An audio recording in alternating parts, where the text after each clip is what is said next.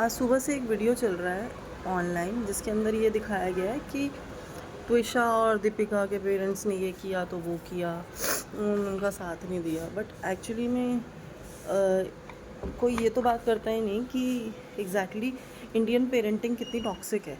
क्योंकि अगर उनको अपनी बच्चे से इतना प्यार था, इतना सब कुछ था, तो वो उसको लेके क्यों नहीं गए भाई? लेकर ही जाना चाहिए था ना। वो उनको यही नहीं बोला, उनकी बेटी रोते रोते मर गई, वो सुलह करा रहे हैं 12-12 बजे तक रात को, पर उनको ये नहीं है कि वो अपने बच्चे को ले जाएं। मतलब ऐसा लगता है कि दुनिया के वो जो 4 लोग हैं ना, वो 4 लोग मिल ही नहीं पा रहे किसी को, क्योंकि वो 4 लोग कहीं खो गए हैं। क्योंकि वो 4 लोगों की तो इज्जत दिखानी है अपनी, उन 4 लोगों से ही तो सब कुछ बनना है। मतलब मेरी तो खुद की अपब्रिंगिंग ऐसी है जहाँ पे मतलब मेरी मदर को ये टॉन्ट कसा जाता था that you are from some lower background और समथिंग लाइक दिस।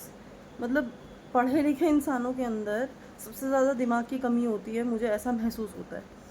क्योंकि मतलब मुझे ये नहीं समझ में आया कि जो बंदा जहाँ जन्म रहा है उसके हाथ में होता है क्या कि वो जन्म कहाँ ले रहा है।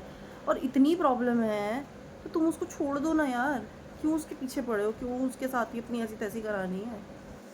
मतलब कास्ट सिस्टम और ये सब सिस्टम जो है ना, ये हम लोगों के घर में ही पेनिट्रेट करता है सबसे पहले। मतलब मेरे घर में सारे पढ़े लिखे लोग हैं, पर फिर भी ना वो सारे पढ़े लिखे लोगों को एक ही चीज़ आती है कि ये कास्ट का है तो ये वो कास्ट का है, तो ऐसा है तो वैसा है। इवन मेरे घर के अंदर मेरे फादर खुद ही पढ़े लिखे हैं, बट फिर भी उनके दिमाग में सबसे पहली बात ये आती है कि इंसान कास्ट में क्या करता है, ये फलाना कास्ट का है तो जो वो फलाने कास्ट का है। मेरी इंटरकास्ट मैरिज हुई है, तो उसके उसमें भी उनको ऑब्जेक्शन है, सब चीज़ों में उनको ऑब्जेक्शन थी, ठीक है। और फिर मतलब मेरे को ये नहीं बात समझ में आती, जब किसी को किसी का खून लेना होता है और वो जब वो मर रहा होता है आईसीयू के अंदर, तो उस टाइम वो जात वात क्यों नहीं पूछते? उस टाइम भी तो वो पूछना चाहिए ना कि तुम्हारी जात कौन सी है, तुम्हारा क्या क्या है, तुम अपने बच्चों के साथ क्या क्या कर रहे हो, तुम्हें खुद भी नहीं आइडिया है। मेरा बचपन इतना वाहियात बीता है ना, just because of all these reasons. घर के अंदर अगर पेरेंटिंग ठीक नहीं होती, अगर माँ बाप का एक दूसरे के साथ नहीं निभ रहा होता ना, तो भाई डिवोर्स ले लो। ये नहीं है कि एक दूसरे से चेप रहो, बहुत दुख होता है बच्चे को, बहुत बेकार लाइफ बन जाती है बच्चे की। मैं तो खुद भुगत भोगी हूँ, पर ये यहाँ पे नहीं समझ में आता।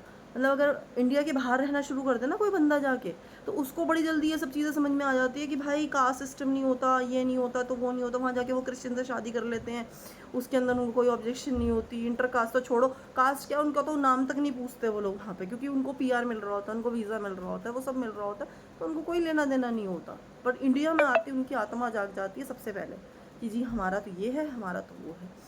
मतलब मुझे ये नहीं समझ में आता। लोग ये कहते हैं कि उसके पति ने उसको मारा। अरे तो उसके माँ बाप ने उसको नहीं मारा, सबसे पहले तो उसके माँ बाप ने उसको मारा, क्योंकि उसके माँ बाप ही नहीं चाहते थे कि वो वापस आए या वो कुछ करे या वो ना रहे।